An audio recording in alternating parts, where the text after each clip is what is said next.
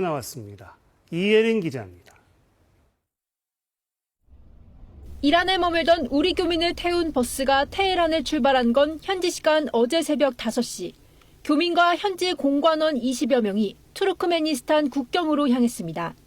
이동 경로는 순탄치 않았습니다. 짙은 안개에 쌓여 버스는 제속도를 못 냈고 라마단 기간으로 끼니 해결도 쉽지 않았습니다. 현지에서 대피를 도운 외교부 관계자는 교민 출발 직후에도 테헤란의 공습이 이어지며 가슴을 쓸어내려야 했다며 대피 당시 긴박했던 상황을 전했습니다. 그 시각 외교부는 투르크메니스탄으로 신속 대응단을 급파해 국경 통과 절차 등을 도왔습니다. 그렇게 달린 길이 1천여 킬로미터, 교민들은 무사히 국경을 넘어 안전한 지역에 도착했습니다. 그때까지 혹시 모를 위협에 대비해 대피 인원과 이동 경로 등은 철저히 보안에 붙였습니다. 국민의 안전과 관련된 문제이기 때문에 구체 사항을 이렇게 또 공유드리기는 좀 어렵다는. 이란 여자 배구 국가대표팀 이도희 감독과 이란 프로축구 리그에서 뛰는 이기재 선수도 포함됐습니다. 투르크메니스탄 수도 아시가바트로 이동했고 귀국 의사를 밝힌 사람들은 튀르키예 등 제3국을 거쳐 한국으로 돌아옵니다. 생업 등을 이유로 이란과 이스라엘에 남아있는 교민 수도 적지 않은데 외교부는 이들을 지원하기 위해 현지 대사관을 유지할 것으로 전해졌습니다. KBS 뉴스 이예린입니다. 우리 증시도 중동 전쟁의 직격탄을 맞았습니다. 코스피가 5,800선을 내줬습니다. 환율은 출렁였습니다. 석혜원 기자입니다. 중동발 악재는 개장과 동시에 코스피를 강타했습니다. 개장 직후에는 6,000포인트 위에서 버티는 듯 했지만 흘러내리는 힘이 더 커지더니 정오쯤엔 5분간 매도 호가 효력을 정지시키는 사이드카가 발동되기도 했습니다. 종가 5,791.91, 전거래일보다 452포인트 급락하며 5,800선마저 내줬습니다. 포인트 기준으로는 증시 역사상 하루 만에 가장 많이 내렸습니다. 시가총액도 377조 원 넘게 줄며 역대 최대 규모가 증발했습니다. 장중 낙폭이 확대된 데에는 전면전으로 확산될 수 있다는 걱정, 이 과정에서 코스피 시장에서는 외국인 그리고 기관까지 매도세로 전환되면서 낙폭을 키웠다. 1에서 3% 떨어지는 데 그친 아시아 주요 증시와 비교해보면 코스피 낙폭은 유독 큽니다. 국내 경제가 원유 의존도가 높은 상황이기 때문에 아무래도 좀 중동 리스크에 좀 취약할 수밖에 없는 상황들인 것 같고요. 불장을 이끌었던 반도체 대장주가 10% 안팎으로 빠지면서 20만 전자, 100만 닉스 타이틀을 반납했습니다. 반면 방위산업과 에너지 관련주들은 두 자릿수 급등하면서 희비가 엇갈렸습니다. 전쟁의 불확실성으로 자금이 안전자산인 달러에 몰리며 원화 가치는 하루 만에 26원 넘게 떨어졌습니다. 금융시장이 요동치자 정부는 24시간 모니터링에 들어갔습니다. 중동 사태로 피해를 본 중소기업 등의 금융 지원을 하는 한편 불안 심리에 편승한 가짜뉴스 유포 등에 대해선 엄단할 방침이라고 밝혔습니다. KBS 뉴스 석혜원입니다. 기름값도 걱정입니다. 중동 불안으로 국제 유가가 치솟고 있습니다. 국제 금융시장도 휘청이고 있습니다. 박일중 특파원입니다. 국제 원유 가격의 지표가 되는 브렌트유 값이 1배럴에 다시 80달러 선을 돌파했습니다. 전날 6% 넘는 상승에 이어 장중한 때 9% 이상 오르기도 했습니다. 네덜란드 시장에서 거래된 유럽 천연가스 가격도 폭등세입니다. 상승률은 전날 40%, 이날은 50% 선을 오르내리며 3년여 만에 최고가를 기록했습니다. 이란의 반격으로 원유와 천연가스 등 에너지 생산에 차질이 빚어진 데 따른 영향입니다. 호르무즈 해협 봉쇄로 에너지 수송선의 운임도 크게 오르고 있습니다. It seems like the regime really does feel like its actual survival is in jeopardy. And so because of that, it's taking much more forward-leaning and a much more aggressive stance. 에너지 수입 의존도가 높은 유럽의 주식시장은 이틀째 내리고 있습니다. 스톡스 600에 포함된 종목의 약 90%가 하락세입니다. 전날 혼조세로 마감했던 미 주식시장의 주요 지수도 장외 시장에서 1% 이상 내린 채 거래되고 있습니다. 중동 전쟁이 몇 주 안에 끝나지 않을 가능성을 반영하고 있는 겁니다. It is true that the U.S. and Israel have a much higher capacity to inflict pain on Iran, but Iran has a much higher threshold for pain. 안전자산으로 평가되는 채권값은 떨어지고 있습니다. 물가 상승에 대한 우려가 그만큼 크다는 뜻입니다. 뉴욕에서 KBS 뉴스 박일중입니다.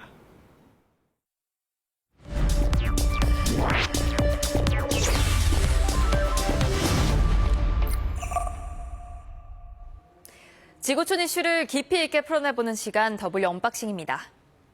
중동의 당사국들만큼이나 이번 이런 사태를 주시하고 있을 나라는요, 바로 중국입니다. 전략적 우방국인 베네수엘라에 이어서 이란까지 공격을 받으면서 중국의 속내가 아주 복잡해졌습니다. 중국 입장에서 이란은 단순한 우방 그 이상이기 때문입니다. 이란은 오랫동안 중국과 우호적인 관계를 유지해왔던 중국의 중동 전략 거점국입니다. 중국이 해상 수입하는 원유의 13%가 이란산으로 이란 원유 수출량의 80%가 중국으로 향합니다.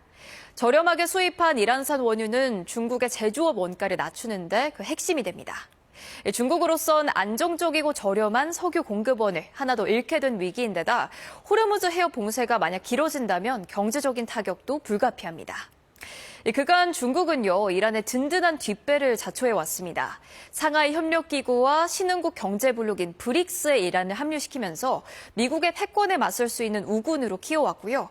그리고 양국은 2021년, 25년간의 전략적인 협력 협정까지 맺으면서 중국은 이란을 거대 경제권 구상인 1대1로의 중동 핵심 거점으로 삼았습니다. 중국 외교부는 어제 내놓은 논평에서 미국의 군사 행동을 비판했습니다. 美国和以色列未经安理会授权对伊朗发动军事打击，违反国际法。中方对战事外溢波及周边国家深表关切。 다만 하메네이 사망 이후로 중국의 규탄 성명까지는 이례적으로 14시간이나 걸렸습니다. 외교적 비판 외에 이란의 안보 보장 같은 적극적인 개입에도 나서지 않는 분위기인데요. 이달 말로 예정된 트럼프 대통령의 방중과 미중 정상회담에 미칠 악영향을 고려했다는 분석이 나옵니다. 실제로 블룸버그는 중국에게 있어 이란은 전략적인 동맹이라기보다는 실용적인 무역 상대에 가깝다고 분석했습니다. 이란산 원유도 대체가 가능하고 이란과의 무역이 중국 전체 무역에서 차지하는 비중도 1%에 미치지 못한다는 겁니다. 중국이 이란 문제에서 수위를 좀 낮추는 대신에 오히려 타이완 문제에서 양보를 얻으려고 할 거라는 관측도 나옵니다. 이번 이란 사태로 트럼프의 방중 자체가 연기되거나 무산될 가능성은 일단 낮아 보이는데요. 양국 모두 관세와 수출 통제 등 해결해야 될 문제가 적지 않기 때문입니다. 이란의 강력한 우군이었던 러시아의 반응은 또 어땠을까요? 미국에 대한 비판의 목소리는 높이고 있는데 이란에 대한 실질적인 군사 지원 얘기는 아직 없습니다. 중국의 대응과 비슷합니다. Путин, безусловно, будет прикладывать и прикладывает все усилия для того, чтобы способствовать. 오히려 이번 이란 사태에서 러시아가 전략적인 이득을 얻을 수 있다는 분석도 나오고 있습니다. 유가 급등이 원유 수출국인 러시아 입장에서는 전쟁 비용도 충당하고 또 침체된 경제를 살릴 수밖에 없는 호재가 될 거고요. 우크라이나에 대한 미국의 군사적인 지원이 줄어들 거라는 전망도 가능하기 때문입니다. 영원한 우방도 또 영원한 적도 없는 국제사회의 냉혹한 현실 속에서 국가별 셈법도 국익에 따라서 나뉘고 있는 모습입니다. 지금까지 W 언박싱이었습니다. 네, 다음 소식입니다. 조희대 대법원장이 국회를 통과한 이른바 사법개혁 3법에 대해 거듭 우려의 뜻을 밝혔습니다. 국민에게 해가 되는 내용이 없는지 심사숙고해달라고 했습니다. 김영훈 기자입니다. 이른바 사법개혁 3법에 대해 수차례 반대 의견을 냈던 조희대 대법원장. 헌법과 우리 국가 질서에 큰 축을 이루는 그런 문제이기 때문에 공론화를 법안이 모두 통과되자 또다시 우려를 표명했습니다. 조 대법원장은 국회 입법 활동을 존중한다면서도 갑작스러운 대변역이 국민에게 해가 되는 내용은 없는지 마지막까지 심사숙고해달라고 했습니다. 최종적으로 법안이 확정되는 공포 전까지 추가 논의를 바란다는 취지로 해석됩니다. 그러면서 사법부에 대한 국민의 신뢰는 미국보다는 오히려 높고 여러 나라와 국제기관이 배움을 청할 정도라며 작심 발언을 쏟아냈습니다. 일선 법관들의 반응은 엇갈렸습니다. 외국인들의 신뢰가 무슨 의미냐며 현재 상황에 대한 이해가 부족한 것 같다고 꼬집는가 하면 사법 시스템에 대한 이해 없이 공격이 이어지고 있는데 마땅한 방도가 없을 거라는 자조적인 목소리도 나왔습니다. 이날 퇴임한 노태학 대법관의 후임자 임명 제청에 진통을 겪는 것도 결국 청와대와 대법원의 갈등 때문이라는 분석도 나옵니다. 노 대법관은 퇴임사에서 재판 독립과 국민 신뢰 회복을 강조했습니다. 제도가 불신받고 권위가 상처받는 시대에서 상식과 원칙의 힘을 믿습니다. 대법원은 당분간 노 대법관 후임 없이 13명 체제로 운영될 전망입니다. KBS 뉴스 김영훈입니다. 서울 반포대교에서 추락한 승용차 사고 속보입니다. 한 병원 직원이 경찰에 자수했습니다. 승용차 운전자에게 약물을 건넸다고 시인했습니다. 심세아 기자입니다. 검은색 승용차 한 대가 다리 위에서 갑자기 떨어집니다. 아래에서 달리던 다른 차량을 덮치더니 또다시 아래로 튕겨나갑니다. 지난달 25일 저녁 서울 반포대교를 달리다 한강 둔치로 추락한 포르쉐 차량. 안에선 수면마 취재인 프로포폴 빈병과 의료용 관, 약물이 채워진 주사기 등이 다수 발견됐습니다. 이번이 약물 처음이신 건가요? 프로포폴은 어디서 구하신 건가요? 대리 처방도 받으셨나요?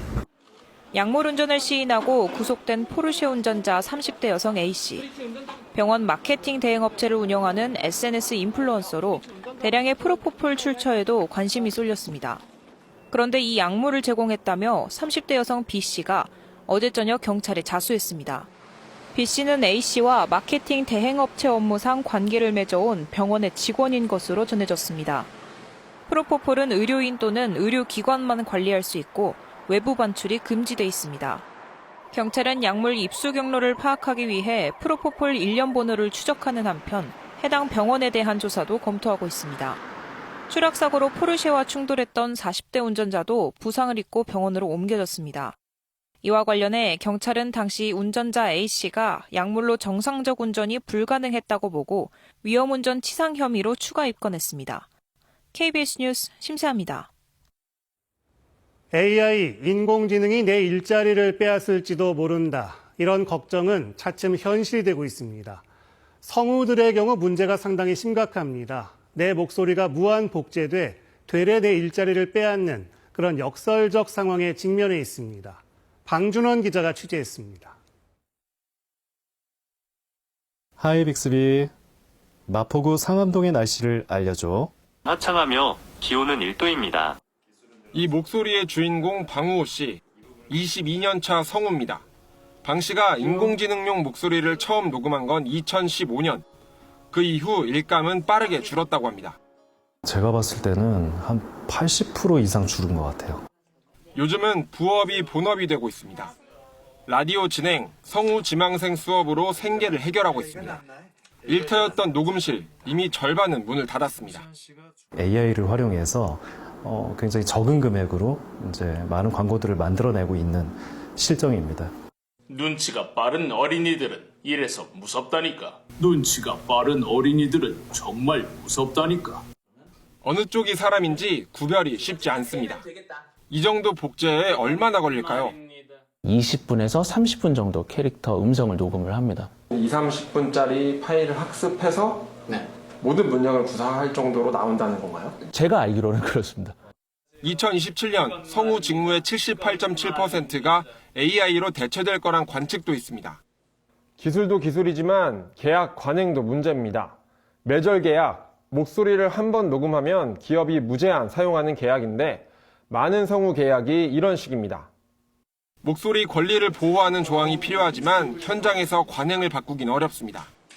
독점하는 걸로 해서 많은 돈을 드릴 테니 이 부분에서는 그냥 사인을 해달라 해서 그게 무슨 내용인지 모르고. 최근 독일에선 넷플릭스가 AI 학습 조항을 계약에 넣자 성우들이 보이콧에 나섰습니다. 내 목소리가 내 일자리를 뺏는 역설적 상황. 소수의 스타 성우만 살아남을 거란 불안감이 커지고 있습니다. KBS 뉴스 방준원입니다. 네, 오늘 초등학교 입학식이 있었습니다. 입학식 풍경이 사뭇 예전 같지 않은 곳이 많았습니다. 입학생이 단 한 명도 없는 초등학교가 서울에서도 나왔습니다. 고아름 기자입니다. 꽃다발을 들고 가족과 함께 기념사진을 남깁니다. 처음 초등학교에 가는 날, 아이도 부모도 설렘을 감출 수가 없습니다. 우리 아이가 벌써 초등학생이 돼서 너무 기쁘고 벅차고요. 건강하고 밝은 아이로 자랐으면 좋겠습니다. 서울의 또 다른 초등학교. 운동장은 텅 비었고 정문엔 초등학교가 아닌 병설 유치원 입학을 축하하는 현수막만 걸렸습니다. 이 학교엔 올해 신입생이 한 명도 없습니다. 서울에서 신입생 없는 초등학교가 나온 건 처음입니다.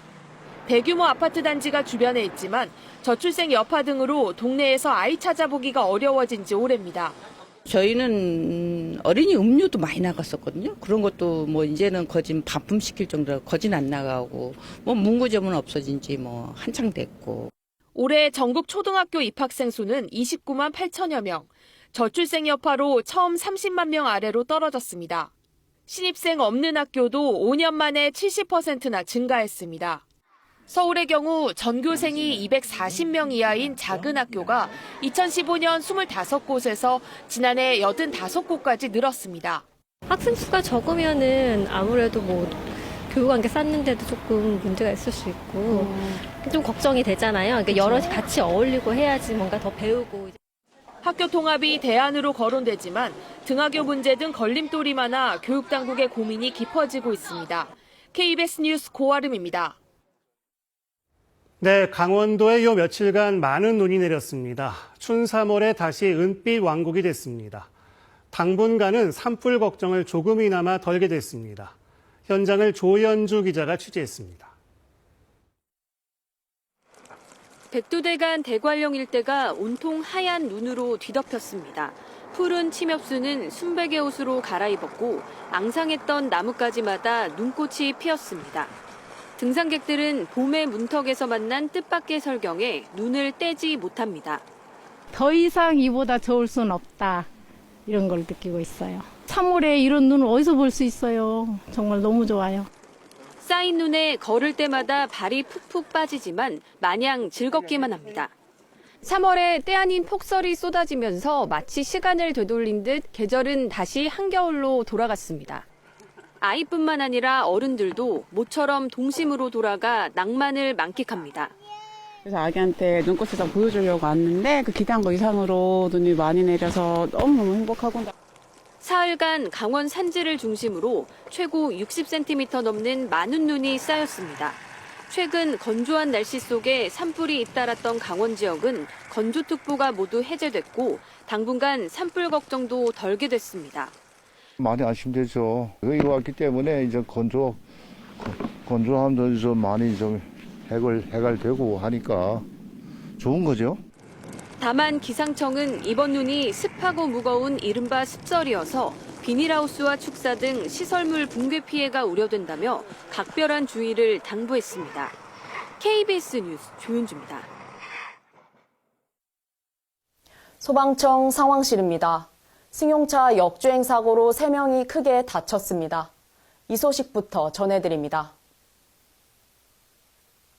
오늘 오전 11시 10분쯤 광주광역시 광산구의 한 도로입니다. 승용차가 역주행을 하다 마주오던 화물차와 경차를 잇따라 들이받았습니다. 이 사고로 승용차 운전자 70대 남성과 경차 운전자, 화물차 운전자 등 3명이 크게 다쳐 병원으로 옮겨졌습니다. 경찰은 사고 경위를 조사 중입니다.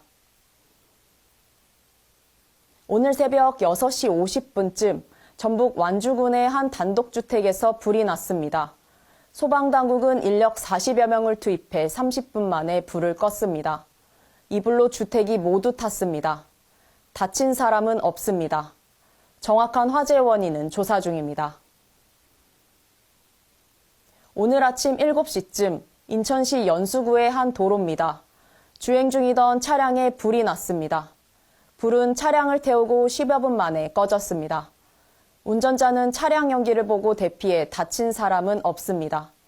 소방당국은 전기적 요인에 무게를 두고 화재 원인을 조사 중입니다. 소방청에서 전해드렸습니다.